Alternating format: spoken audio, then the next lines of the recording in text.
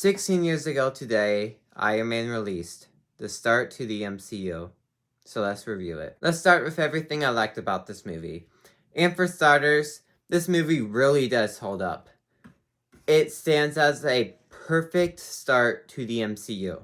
It's able to set up everything in the perfect way and still have the story work on its own. You can still watch it without thinking that it's part of the MCU. The only MCU thing in here are certain characters and the post-credit scene.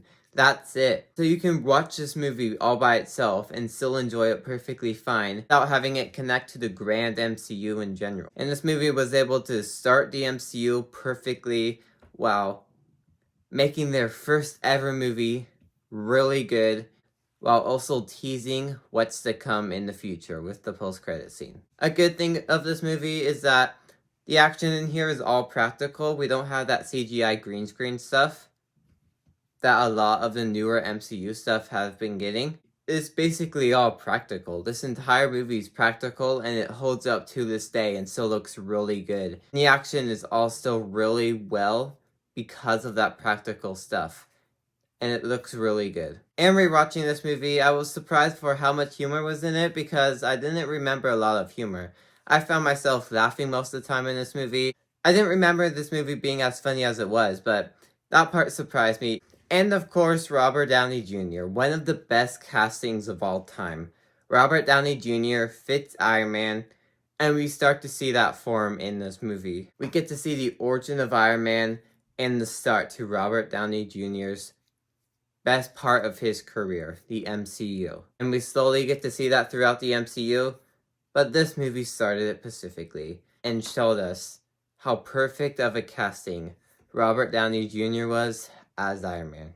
A wonderful start to this amazing universe of movies that, in my opinion, is still really good to this day. But I do have one problem with the movie, so let's talk about everything I didn't like about it. And my one problem with the movie is that the villain, the main villain of the movie that Iron Man fights at the end, I feel like that side of the story is a little rushed because that part of the story happens in the last 30-20 minutes. And I kind of wish they took more time on that villain part. If they took their time on that, I wouldn't have any problems with this movie. But that's just like a small nitpick I have. I like the way the movie did it, but I feel like they could have done it better. And maybe if the movie was maybe 10 minutes longer, I feel like they could have took their time on that plot point a little bit more and showed a little bit more of it. No, like I said, they used dialogue to kind of explain it, which I did like.